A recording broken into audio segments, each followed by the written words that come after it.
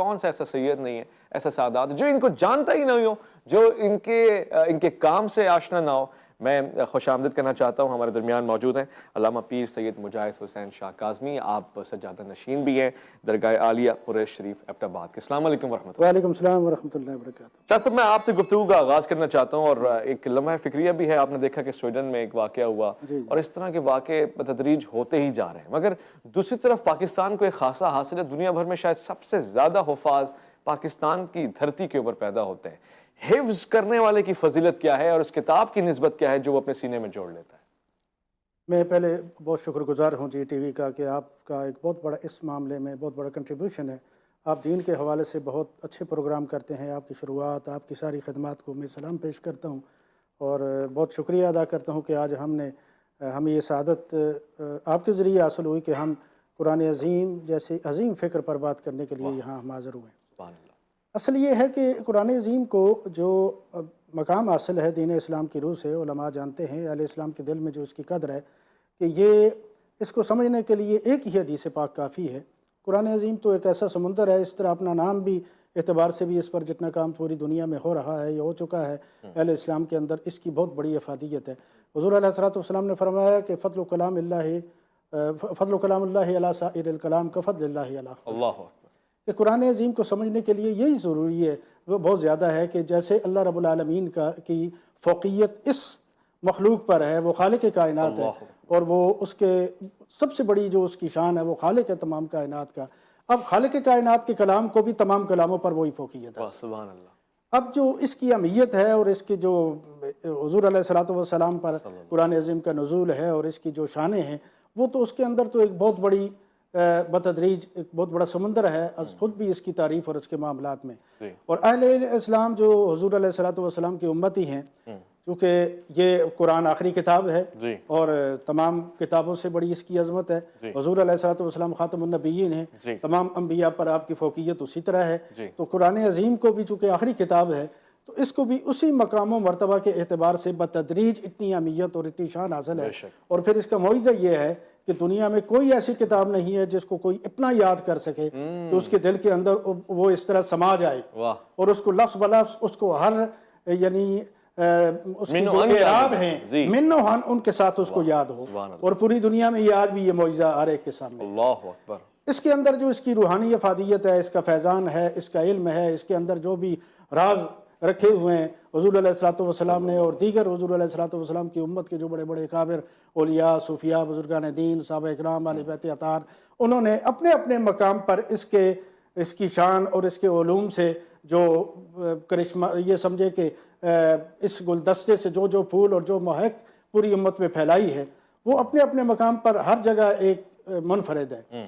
لیکن جو اس کے ساتھ لگن ہے، جیسے میں نے پہلے حدیث پاک عرض کی کہ جو اس کے ساتھ لگن ہے اہل اسلام کی اور جو پیار ہے اس کے ساتھ، اور پھر جو حضور علیہ الصلوۃ والسلام نے جو اس کے بارے میں بتا دیا کہ جو شخص حفظ کرتا ہے، سیاستہ میں مختلف کتب حدیث کے اندر ان کی جو شان بیان ہوئی ہے، قیامت کے دن ان کے والدین کو جو تاج پہنائیں گے، ان پر بڑے بڑے منصب والے لوگ جو اللہ کے ہاں ان کا بڑا منصب ہے وہ بھی رشک کریں گے۔ اور حضرت علامہ اقبال رحمۃ اللہ علیہ نے اس کو بڑی خوبصورت انداز میں یہی بات کی ہے کہ یہ راز کسی کو نہیں معلوم کہ مومن قاری نظر آتا ہے حقیقت میں قرآن۔ بھائی بہت خوب، بہت ہی عمدہ مثال دی آپ نے، اور یہ شعر کتنا ربط رکھتا ہے کہ مقام قرآن کیا ہے اور پھر اس کو حفظ کرنے والے کی فضیلت کیا ہے۔ مفتی صاحب، ہم یہ دیکھتے ہیں کہ ظاہر ایک مشکل ہو جاتی ہے بچے کے اوپر جب وہ اسکول بھی پڑھ رہا ہو اور اس کو ظاہر دنیاوی عصری تعلیم کو بھی اپنے اندر اتارنا ہے، ساتھ ساتھ اس کو قرآن کو بھی حفظ کرنا ہے، وہ عصری تعلیم میں پیچھے نہیں رہ جاتا۔ ایسے بچوں کے ماں باپ کو کیا مشورہ دیں گے، ایسے بچوں کو کیا مشورہ دیں گے جو قرآن حفظ کرنا چاہتے ہیں، آپ کے مدرسے میں داخل لیتے ہیں اور دیگر مدارس میں پڑھنا چاہتے ہیں، اسکول بھی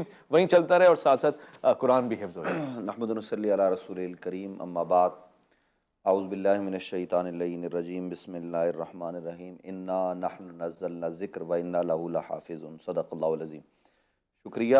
گزارش یہ ہے کہ قرآن مجید فرقان حمید اللہ کی کتاب ہے، اور قرآن نے خود اعلان کیا ذالک الکتاب لا ریب فیہ، یہ وہ ذی شان ذی مرتبہ کتاب ہے، اس میں کوئی شک کی گنجائش نہیں۔ اور قرآن نے کہا، یہ اللہ کہتا ہے یہ ہم نے نازل کیا اور ہم ہی اس کے محافظ و نگہباں ہیں۔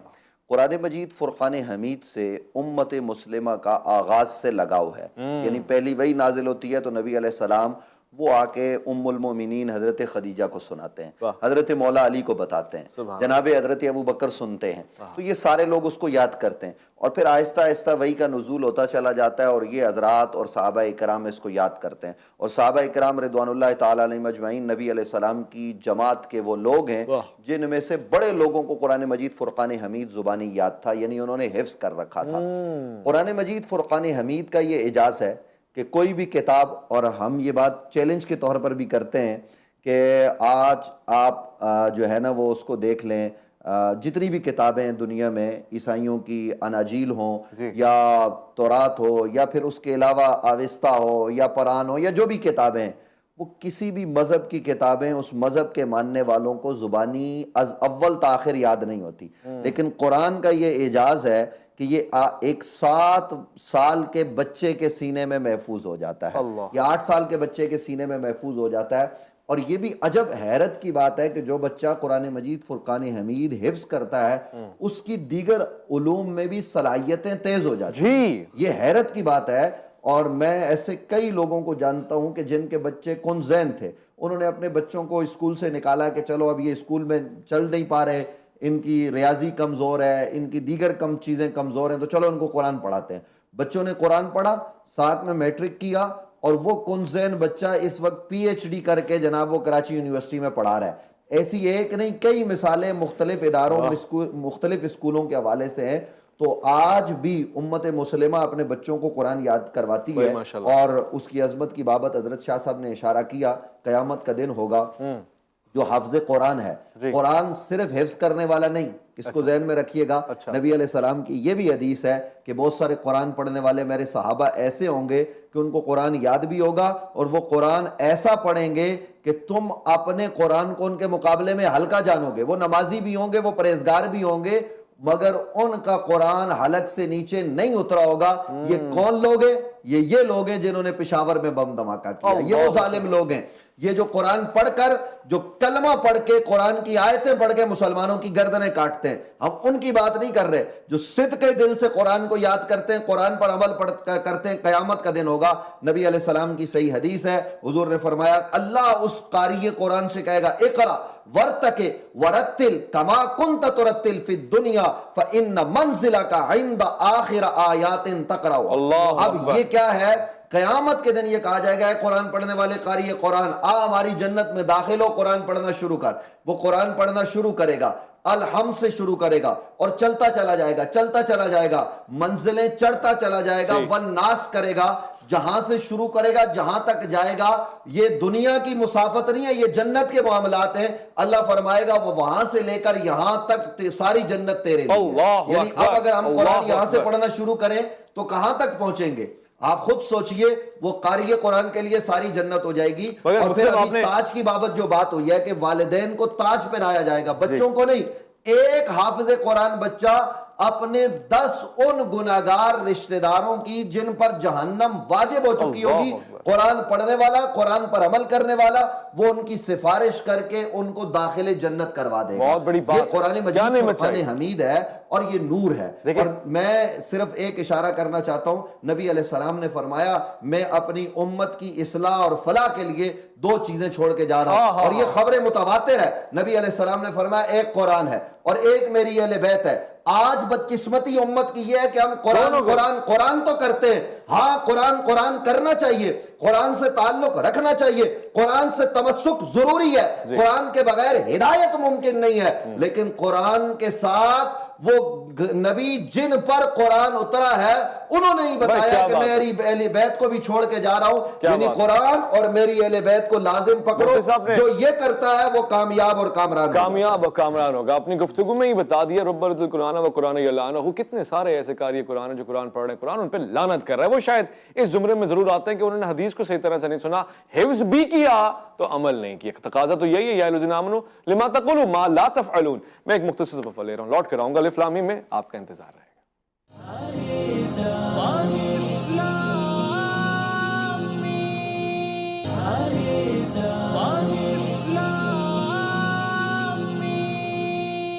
ماشاءاللہ کیا خوبصورت گفتگو ہو رہی ہے اس وقت۔ اگر آپ پروگرام دیکھ رہے ہیں، آپ بالکل صحیح دیکھ رہے ہیں۔ ہو سکتا ہے اس پروگرام کو دیکھنے کے بعد آپ کے اندر یہ جذبہ بیدار ہو جائے کہ یار میں خود ہی قرآن کو حفظ کروں، میرے پاس ابھی زندگی ہے، مولت ہے، صحت ہے، حافظہ ہے، کوشش کروں. اور یہ مشکل بات نہیں ہے، یہ قرآن کا معجزہ ہے، آپ کا کمال نہیں ہے. میں پھر سے کہہ رہا ہوں، میں نے شاید پہلے بھی کبھی کہا کہ اس ملک کے ہمیں فخر ہے چیف آف آرمی سٹاف کو قرآن حفظ ہے، اور یہ بات انہوں نے ایک بڑی سینئر ایج پہ جا کے کی ہے. یعنی یہ عمل بچپن سے نہ بھی ہو تو اس اسٹیج پہ جا کے مدینہ منورہ میں بیٹھ کے آپ نے قرآن حفظ کیا. تو میں اور آپ کیا چیز ہیں، کسی بھی وقت اپنے آپ کو ٹارگیٹ دیں، تھوڑا تھوڑا شروع کریں، یہ کام ہم کر سکتے ہیں. دوسری بات جو یہاں پر ہو گئی، شاہ صاحب بیٹھے ہوئے، میں ان سے بھرپور استفادہ کرنا چاہتا ہوں. یہ کیا بات ہو گئی؟ مفتی صاحب نے فرمایا کہ میں تمہارے درمیان دو گراں قدر چیزیں چھوڑ کے جا رہا ہوں. یہ رسالت ماں صلی اللہ علیہ وآلہ وسلم فرما رہے ہیں. تو میں اگر صرف قرآن حفظ کر لیتا ہوں، میرے تو 10 لوگ جنت میں بخش دیے جائیں گے، مجھے اہل بیت سے تعلق رکھنے کی ضرورت ہے تب بھی؟ دیکھیں، حضور علیہ الصلوۃ والسلام نے جیسا کہ فرما دیا، اور حضور علیہ الصلوۃ والسلام کا ہر فرمان ہم نے المیہ یہ ہے کہ بعض اوقات ہم ایک ایسی طرف چلے جاتے ہیں جہاں فرقہ واریت اور دیگر جو مختلف قسم کی فکری اور اسکول آف تھاٹس کی جو مختلف تقسیم ہے، اس کے اندر بہت سی چیزیں ایسی ہیں جو دیکھیں قرآن تو ایک جامع جو ہے نا ایک مخزن ہے علوم کا، اور وہ جو چیزیں ہوتی ہیں، بہت سی چیزیں ہم کسی وجہ سے یا کسی ایسی سمت چلے جاتے ہیں کہ کوئی دوسرا پہلو اس کا نظر انداز ہو جاتا ہے. اب قرآن عظیم کا تعارف بھی حضور علیہ الصلوۃ والسلام نے خود فرمایا، کیونکہ جب حضور نے فرمایا کہ یہ مجھ پر وحی آئی ہے اور یہ قرآن عظیم ہے، تو ہمیں پتہ چلا کہ یہ قرآن ہے. نبی پاک صلی اللہ علیہ وسلم نے یہ فرمایا کہ یہ میرے پیارے لوگ ہیں، یہ میرے صحابہ ہیں، یہ میری صحبت میں رہنے والے ہیں، انہوں نے میرے ساتھ فلاں قربانیاں دی ہیں، تو ہم ان پر دل و جان سے قربان ہوتے ہیں. اسی طرح حضور علیہ الصلوۃ والسلام کی ذات پاک کے ساتھ جو نسبت اور جو تعلق اہل بیت اطہار کو ہے، وہ اس نسبت کے باب میں اور کسی کو حاصل نہیں. اللہ ان کے اندر حضور علیہ الصلوۃ والسلام کا علم، آپ کی صحبت، آپ کا پیار، اور سب سے بڑی بات یہ ہے کہ حضور علیہ الصلوۃ والسلام کا خون مبارک، جیسا کہ خلاصہ میں بیان کرتا ہوں، ٹائم نہیں ہے کہ ان میں حدیث لی جائیں، علامہ صاحب بیٹھے ہیں، عرب علماء سے سنتے ہیں کہ حضور علیہ الصلوۃ والسلام نے جا بجا یہ بتا دیا اور یہ وضاحت کر دی کہ یہ مجھ سے ہیں، میں ان سے ہوں، یہ تمام یہ جو ہستیاں ہیں ان کے بارے میں بتا دیا. تو اس کے باوجود حالانکہ حضور علیہ الصلوۃ والسلام کے یہ فرمان مبارک نہ بھی ہوتا تب بھی نسباً یہی حیثیت حاصل ہے، لیکن بہت سے مقامات پر جیسے حضور علیہ السلام نے فرمایا، ترمذی شریف کی حدیث ہے کہ میری جو اولاد ہے وہ میری بیٹی سے چلے گی. اب یہاں بھی قاعدہ اور کلیہ بدل دیا گیا، کیونکہ حضور علیہ السلام کو اللہ رب العالمین نے جو اختیار دیا ہے، تو کہ حضور علیہ السلام وما ینطق عن الہوی، جو آپ فرما دیں گے وہی قانون بن جائے گا، نسب کے لیے، نسبت کے لیے، ہر نسبت کے لیے وہ قانون بن جائے. تو وہ قانون بن گیا. تو اب حضور علیہ السلام نے پھر جو نسبت کے جو باب آپ سے پوچھتے تھے اور جو زاویے آپ کی طرف جاتے تھے، ایک تو یہ اللہ کا کلام تھا جو آپ پر نازل ہوا اور یہ امت کے لیے چھوڑ گئے، اور پھر تصور یہ ہے کہ ہر رشد و ہدایت کے لیے قرآن رشد و ہدایت ہے، رشد و ہدایت کے لیے راشد و ہادی کا ہونا ضروری ہے. اب جب راشد و ہادی سب سے بڑے راشد و ہادی جو سب سے بڑے ہیں وہ تو حضور علیہ السلام کی ذات ہے. اب جب اس کے بعد یہ مختلف کتب حدیث جو اہل سنت کا ذخیرہ ہے اس کے اندر جا بجا اس بات کی وضاحت کر دی گئی ہے. پھر حضور علیہ السلام نے کی جو پروردہ ہیں، اصلین کریمین ہیں، حضرت علی کرم اللہ وجہ الکریم ہیں، اور جو ائمہ اہل بیت اطہار ہیں، جب ان کو آگے آئے تو پھر یہ قرآن کے ساتھ ساتھ چلتے رہے. یہ قرآن کی ایک عملی تفسیر ایسی تھے کہ جس پر صحابہ بھی رشک کرتے تھے. اور یہ جو طرز عمل ہے صحابہ اکرام کی تمام زندگی اور حیات، دیکھیں قرآن عظیم کی تفاسیر کی دو صورتیں ہوتی ہیں. ایک تو جو کچھ آپ سنتے ہیں، جو پڑھتے ہیں، جو لکھا ہے، جو بڑے بڑے کابرین اور مفسرین نے ہم تک پہنچائے گئے، اس کے اندر بھی ایک پہلو یہ ہے کہ جو بیان کر دیا گیا. ایک پہلو وہ ہے جو عملی تفسیر ہے قرآن عظیم کی.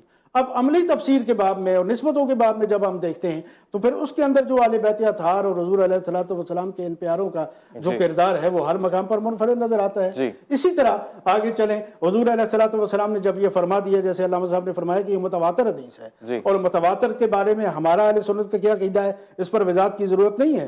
ہم نص قطعی اور نص قطعی کی جو تعریف ہے اصول شاشی علماء پر آتے ہیں، اب اس کی تعریف کو دیکھ رہے ہیں، پھر اصول کا پتہ چل جاتا ہے آگے چل کے کہ ہم نے کن کن چیزوں سے لینا ہے اور کن سے استفادہ کرنا ہے.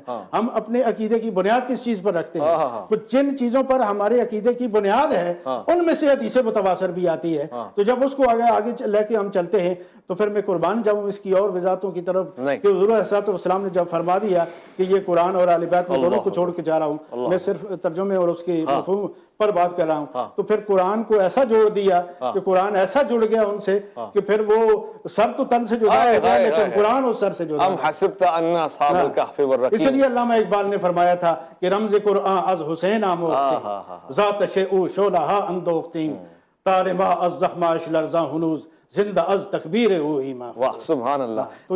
میں یہاں پہ شاہ صاحب آپ کی موجودگی کا فائدہ اٹھاتے ہوئے، مفتی صاحب یہاں موجود ہیں، ایک سوال خود بخود دل میں پیدا ہوا ہے اور آپ کا دل کرے آپ جواب دیں، آپ کا دل کرے آپ نہ جواب دیں. قرآن کی عظمت پہ ہم نے بات کی، حافظ قرآن کے مقام، اس کی فضیلت پہ ہم نے بات کی، سویڈن پہ ہونے والے واقعے کی ہم نے مذمت کی ہے، مگر تاریخ میں ایسا نہیں ملتا خود ایسے لوگوں نے، بزرگوں نے قرآن کو نیزے پہ اٹھایا ہو. اس واقعے کی مذمت ہونی چاہیے. یہ واقعہ کسی بھی طور سے ٹھیک ہے، یا میں خود قرآن کو ایک ایسی کتاب بنا دوں گی لوگوں کو قسمیں اٹھا اٹھا کے دے رہا ہوں، سیاست میں اس کا استعمال ہو رہا ہو یا نوکے نیزے پہ بلند ہو رہا ہو، یہ اپنی حیثیت میں ٹھیک بات ہے؟ یہ اویس بھائی گزارش یہ ہے کہ قرآن مجید فرقان حمید اللہ کی کتاب ہے، یہ قانون کی کتاب ہے، یہ نظام کی کتاب ہے، یہ کائنات کو چلانے کی کتاب ہے. یہ نبی علیہ السلام کے قلب اطہر پر نازل ہوئی ہے اور اس کی عظمت کیا ہے؟ خود قرآن کہتا ہے لو انزلنا هذا القرآن على جبل لرأيته خاشعا متصدعا من خشیۃ اللہ وتلک الامثال نضربها للناس لعلهم يتفکرون.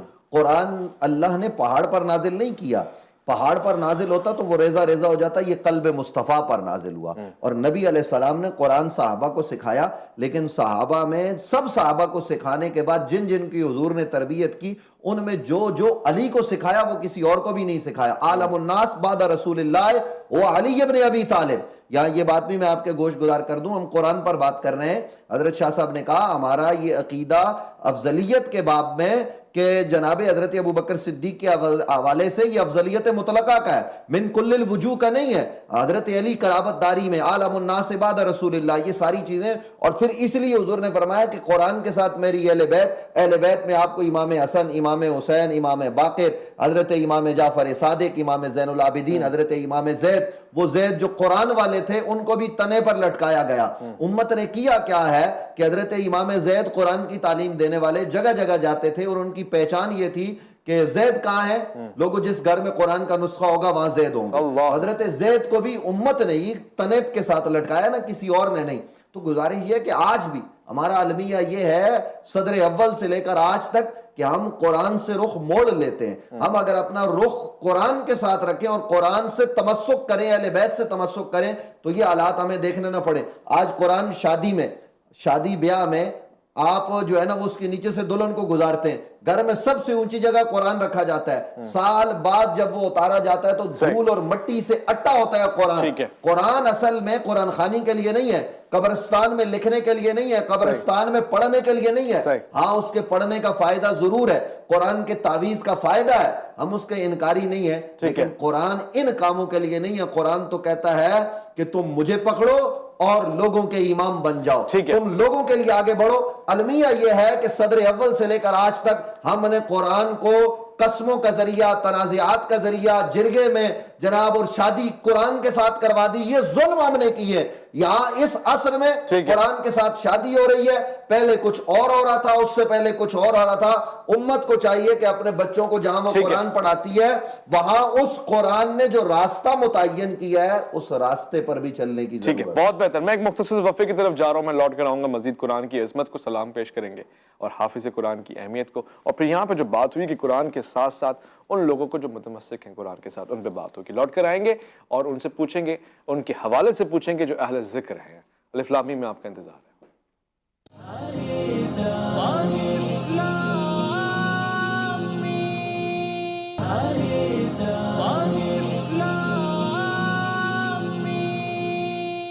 الف لام میم میں خوش آمدید کہوں گا. ظاہراً اس وقت بات قرآن کے حوالے سے ہو رہی ہے اور میں نے شاہ صاحب سوال مفتی صاحب سے پوچھا مختلف انداز میں. آپ سے پوچھوں گا، آج کے زمانے میں بھی سیاستدان قرآن کا استعمال کرتے ہیں. جی قسمیں اٹھانی ہے، وعدے اٹھانے ہیں تو قرآن کا استعمال ہو جاتا ہے، قرآن کے اوپر ہاتھ رکھ کے قسمیں اٹھائی جاتی ہیں. آج بھی یہ ہوتا ہے، یہ بات ایک حقیقت ہے کہ ہمارے یہاں قرآن وعدے، قسمیں، جنگ فساد کے لیے، صلح کے لیے پیش آتا ہے. اچھا یہ تاریخ بھی ہمیں بتاتی ہے، بزرگوں نے ایسا بھی کیا ہے کہ قرآن کو جنگوں میں رکھا ہے، پیش کیا ہے. یہ قرآن کی عظمت ہے کہ یہ اس کی اہلیت ہے کہ یہ اس کے برابر کا سلوک ہے کہ اس سے نبی خدا اور قرآن کو خطاب یعنی بھیجنے والا خوش ہوتا ہوگا؟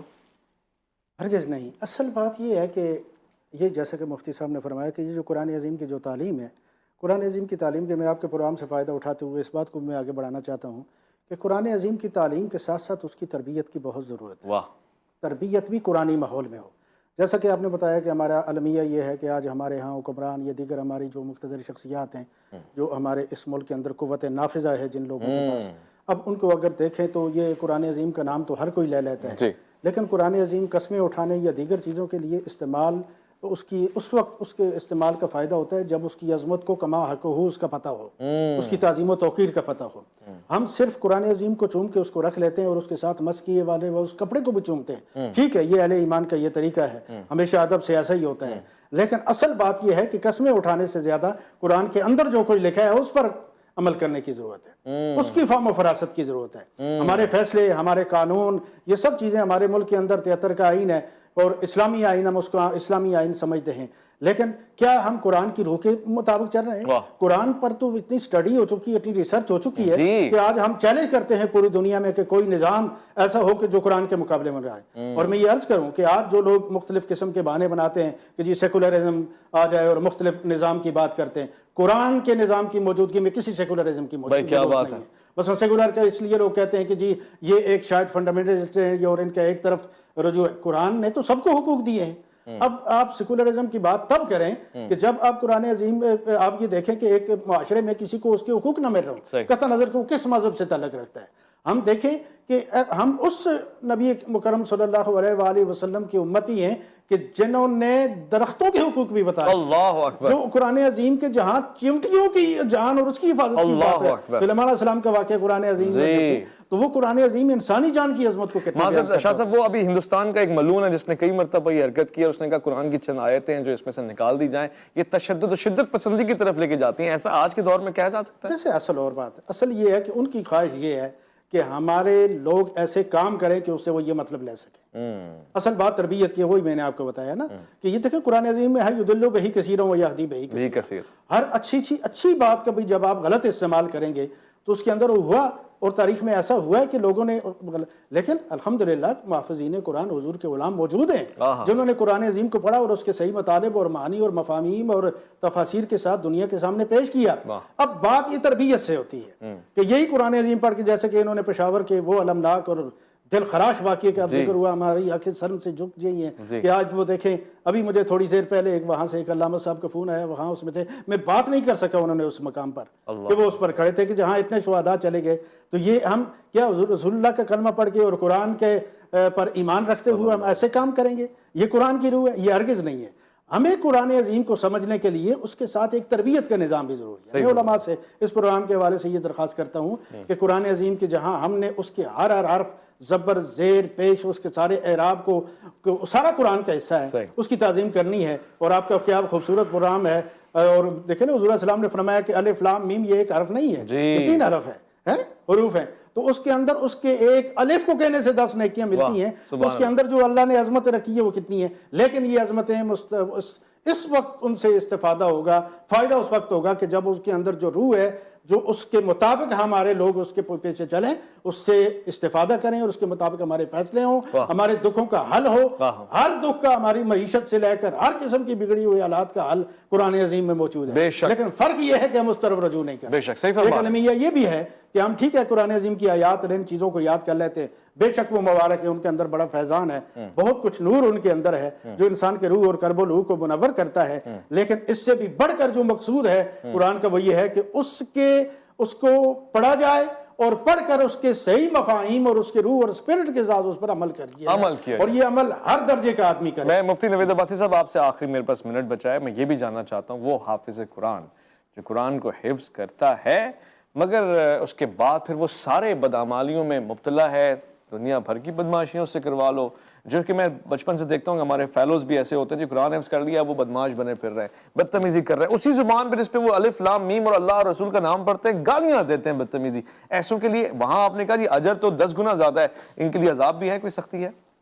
دیکھیے گزارش یہ ہے کہ کچھ قرآن پڑھنے والے تو ایسے ہیں کہ جو قرآن پڑھ کے بھلا دیتے ہیں، ان کے لیے تو بڑی سخت وعیدات ہیں۔ صحیح، آدمی پڑھے تو رونگٹے کھڑے ہو جاتے ہیں کہ ان کے ساتھ تو بڑا برا معاملہ ہونے والا ہے۔ تو اس لیے ایک تو جن لوگوں نے قرآن مجید فرقان حمید پڑھ رکھا ہے، رمضان آنے والا ہے، قریب ہے، ظاہر ہے کہ نبی علیہ السلام نے فرمایا کہ جب رجب شروع ہو تو دعا شروع کر دو کہ یا اللہ ہمیں رجب میں، شعبان میں برکت دے، رمضان سے ملا دے، اس میں عبادت کی کثرت کرنی چاہیے، تو آپ تلاوت قرآن کریں، رمضان سے پہلے اپنا قرآن ٹھیک کر لیں۔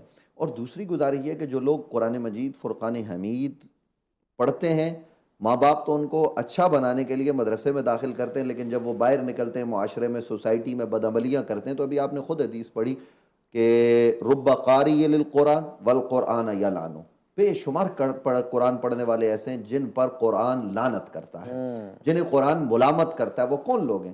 وہ وہی لوگ ہیں نا کہ جو قرآن بھی پڑھتے ہیں اور ساتھ میں برے عمل بھی نہیں چھوڑتے۔ یعنی قرآن مجید فرقان حمید سے وہ فیض نہیں لیتے، قرآن سے ان کا جو تمسک ہے وہ واقعتاً نہیں ہے۔ آپ دیکھیے کہ قرآن کیسی کتاب ہے، لا یمسہ الا المطہرون، اسے کوئی نہیں چھو سکتا مگر پاکیزہ لوگ۔ اور انما یرید اللہ لیذھب عنکم الرجس اہل البیت ویطہرکم تطہیرا۔ تو نبی علیہ السلام نے جو فرمایا، دو چیزیں چھوڑ کے جا رہا ہوں، قرآن پاک ہے، پاک اسے چھوئے گا، اور قرآن کے ساتھ جوڑا کس کو؟ پاکوں کو۔ آپ اگر پاکوں کی محبت دل میں بسا کر قرآن سے تمسک کریں گے تو پھر آپ برائی کی طرف نہیں بلکہ برائی سے نکل کر ہدایت کی طرف آ جائیں گے۔ اللہ اکبر، خوبصورت، حسین۔ کیا مجھے آخری جملہ ملا ہے، ذرا میں پوری گفتگو کو سبب ہم نے کیا، حفظ قرآن ایک بہت معیاری کام ہے، اور پھر حفظ قرآن کیجئے تو پھر عمل یہ ہے کہ آپ اس کے پیاروں سے پیار کیجئے۔ یہ انتہائی معنی خیز جملہ تھا۔ میں مفتی نوید عباسی کا شکریہ ادا کرنا چاہتا ہوں، میں شاہ صاحب کا شکریہ ادا کرنا چاہتا ہوں، آپ نے اپنا قیمتی وقت دیا اور اتنی زبردست گفتگو فرمائی، ایسے ایمان تازہ ہوا ہے۔ یقیناً رمضان الکریم کا ایسا وقت قریب ہوا جا رہا ہے کہ ابھی بھی وقت ہے ہم تیاری کر لیں، قرآن سے دوستی کر لیں۔ الف لام میم کا پیغام اور کیا ہے؟ یہی ہے، اور اگر اس پیغام پہ عمل نہیں کریں گے، میں آپ کو آج کی تاریخ کے مستقبل اور ماضی میں جھانک کے بتا رہا ہوں، ہم ہی ہیں جن کو کہا گیا تھا نا کہ آپ نے اجر رسالت دینا ہے، قرآن کا بھی ایک اجر ہے، قرآن کا بھی ایک حق ہے، وہ ادا کرنا ہے۔ ہم نے کیا کیا؟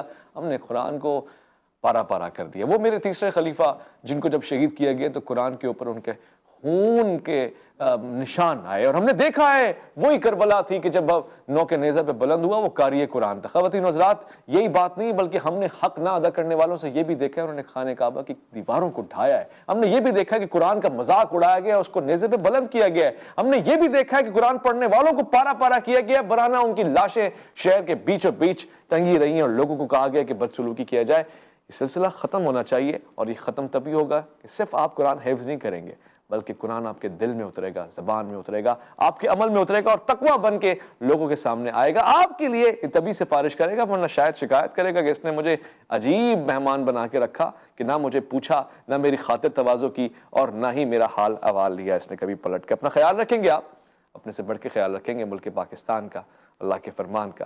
اللہ کی امان میں۔